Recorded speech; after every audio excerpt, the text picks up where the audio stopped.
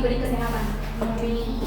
Nah, kita berjumpa lagi dalam mata pelajaran sosiologi. Oke, di kelas ini ketua kelasnya siapa? Saya, Bu. Oke, atas nama siapa? Bintang, Bu. Oke, baik, saya persilakan kepada ketua kelasnya atas nama Bintang untuk memimpin doa sebelum pembelajaran dimulai.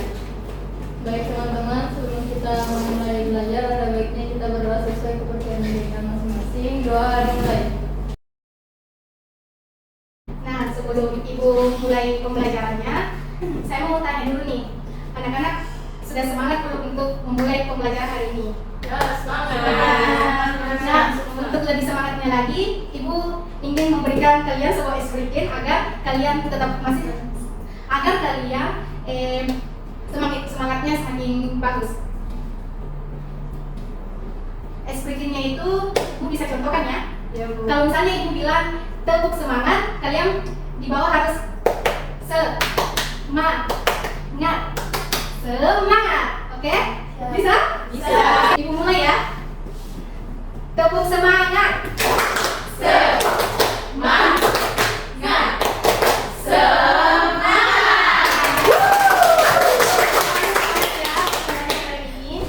Baik anak-anak, sebelumnya itu saya cek kehadiran dulu ya. Saya, Bu. Ambil Mustika Piliani, Bintang Sri Suti, Saya, Bu. Bese Alam Anwar, Saya, Bu. Heriana, Cumriani B, Hadir, Bu. Nur Alam, Hadir, Bu. Nurul, Hadir, Bu. Firman, Hadir, Bu. Jihan Zadira. Hadir, Bu. Nah, sebelum Ibu mulai pembelajaran hari ini, Ibu akan membacakan tujuan pembelajaran yang Ibu akan berikan.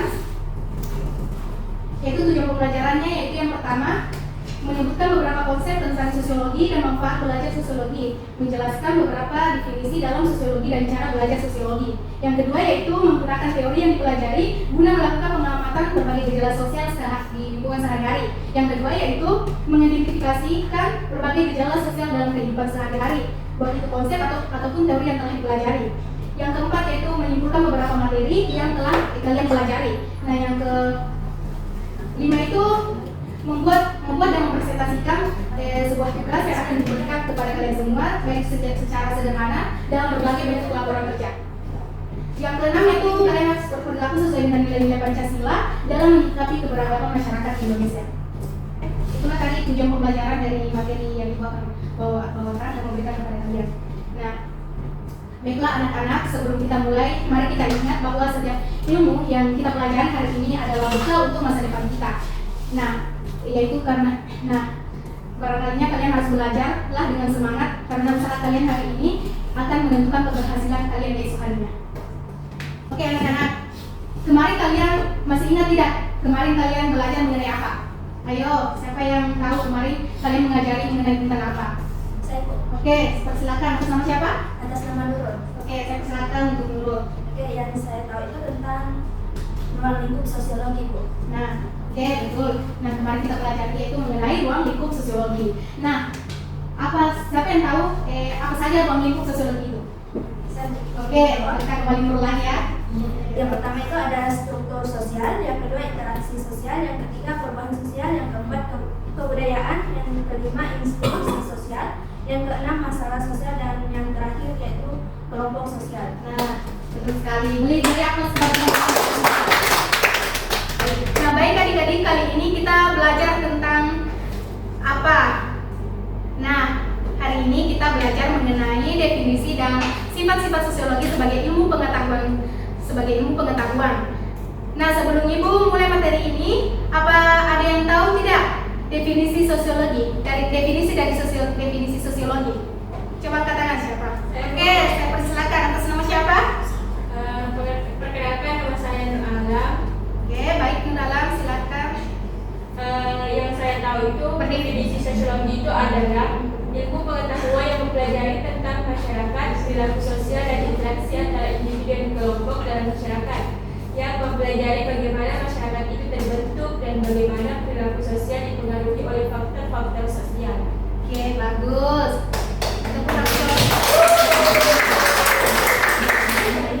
Oke, baik. Semua jawaban teman-temannya sangat bagus ya. Nah, betul sekali anak-anak apa yang disampaikan oleh teman-temannya tadi, bahwasanya sosiologi itu adalah ilmu pengetahuan yang mempelajari tentang masyarakat, dalam masyarakat. Nah, selanjutnya itu ada mengenai sifat-sifat sosiologi sebagai ilmu pengetahuan. Nah, sebelumnya itu Ibu sudah mengirimkan materinya ya di HP kalian. Di kalian semua silakan dibuka materinya. Nah, selanjutnya itu ada mengenai sifat-sifat sosiologi sebagai ilmu pengetahuan. Apakah ada yang tahu apa saja sifat-sifat dari sosiologi sebagai ilmu pengetahuan itu? Saya. Oke, saya persilakan kepada siapa? Oke, kepada Lili. Saya akan menjawab apa yang sifat-sifat sosiologi. Yang pertama itu ada empiris, yang kedua itu ada teoritis, dan yang ketiga itu ada formulatif, dan yang ketiga itu ada etis. Oke, bagus sekali.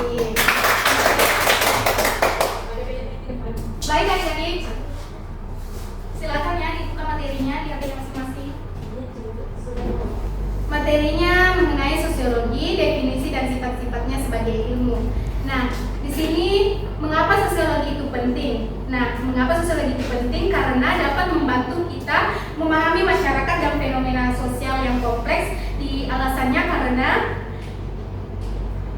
yang pertama itu memahami dinamika sosial. Sosiologi membantu kita memahami bagaimana masyarakat itu berfungsi dan bagaimana hubungan sosial itu dapat terbentuk dan bisa mengatasi masalah sosial. Sosiologi itu dapat membantu kita memahami akar masalah seperti kemiskinan, kesenjangan, dan konflik sehingga kita dapat mengembangkan solusi yang efektif. Nah, adapun definisi sosiologi, perspektif para ahli menurut para ahli, yaitu menurut Emil Durkheim. Nah, menurut Emil Durkheim ini, sosiologi adalah ilmu yang mempelajari fakta sosial dan struktur masyarakat.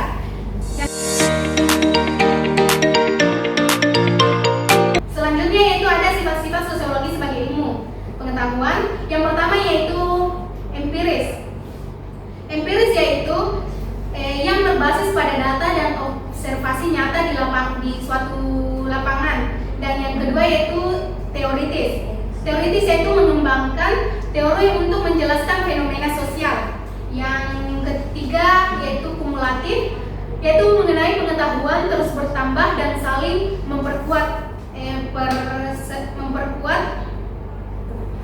Yang terakhir itu ada non etis. Nah, yang non etis itu adalah netral, tidak memihak dalam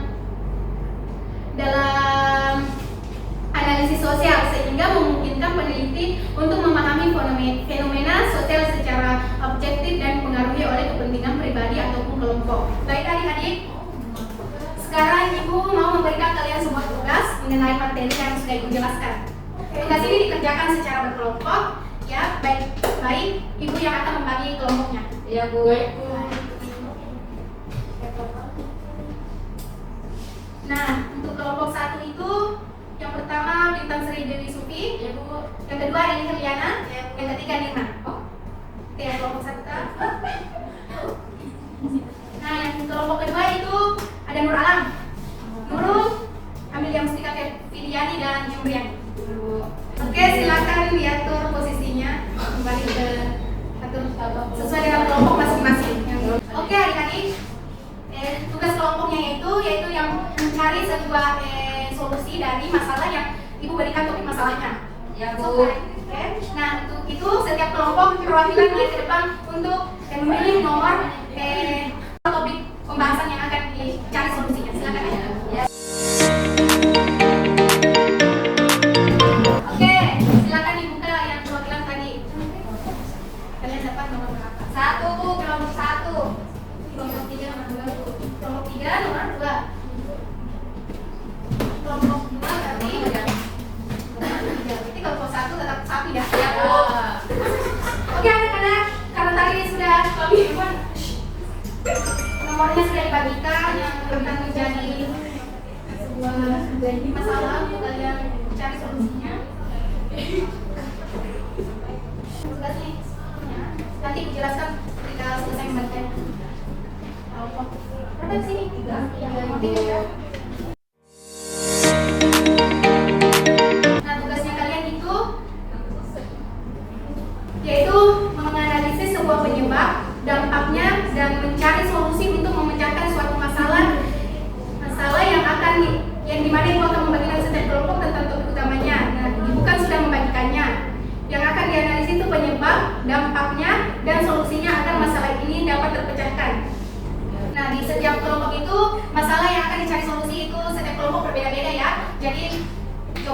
pasti akan berbeda. Oke, silakan dikerjakan. Ibu memberikan waktu kepada kalian selama 20 menit untuk mengerjakannya. Setelah kalian mengerjakannya, Ibu akan menyuruh perwakilan setiap kelompok untuk ke depan untuk mempresentasikan masalah, topik masalah yang sudah Ibu berikan dan solusi dengan solusinya.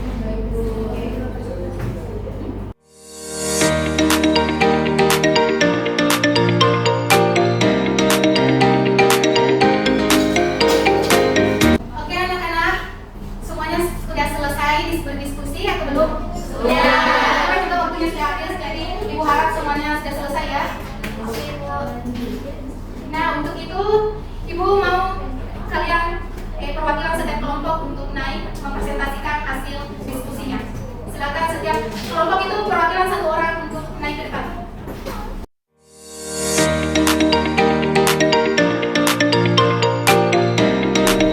Baik, adik-adik di sini teman-temannya yang perwakilan akan mempresentasikan hasil diskusinya kalian dan dimohon untuk memperhatikannya. Apabila ada sebuah hal yang tidak diketahui dan ingin dipertanyakan, silakan pertanyakan. Iya, Ibu. Oke, silakan kelompok 1 mengangkat masalah, topik masalahnya tentang apa? Masalah fenomena ketimpangan sosial di ekonomi. Oke, ketimpangan sosial bermasyarakat. Nah, silakan bacakan hasil diskusinya. Hasil diskusi dari kelompok 1 itu dalam masalah fenomena ketimpangan sosial ekonomi di masyarakat adalah masalah yang serius karena dapat mempengaruhi kestabilan sosial dan ekonomi. Ketimpangan sosial ekonomi adalah perbedaan yang signifikan dalam hal pendapatan, kekayaan, dan akses ke sumber daya antara kelompok-kelompok sosial. Selanjutnya di solusinya yaitu solusi untuk mengatasi fenomena ketimpangan sosial di ekonomi dalam masyarakat adalah yang pertama, meningkatkan akses ke pendidikan dan pelatihan. Yang kedua, mengembangkan kebijakan yang mendukung kesetaraan sosial dan ekonomi. Selanjutnya terakhir adalah peningkatan kesadaran akan pentingnya keadilan sosial dan ekonomi. Itu saja hasil diskusi dari kelompok 1. Saya ucapkan terima kasih. Oke, jawabannya sangat bagus. Beri aplaus. Jadi tadi kesimpulannya yaitu dari masalah ini yaitu solusinya ada yang pertama yaitu ada meningkatkan akses ke pendidikan dan pelatihan. Yang kedua itu mengembangkan kebijakan yang mendukung kesetaraan sosial di dalam masyarakat. Dan yang ketiga meningkatkan kesadaran akan pentingnya keadilan sosial di dalam masyarakat. Nah, untuk kelompok selanjutnya, kelompok berapa? Oke, saya persilakan untuk kelompok 2 untuk mempresentasikan hasil diskusinya. Oke, terima kasih untuk kepada dari perwakilan dari setiap kelompok memaparkan hasil diskusinya. Hasil diskusinya sangat memuaskan. Ibu berterima kasih kepada kalian atas partisipasinya dalam pembelajaran hari ini. Oke,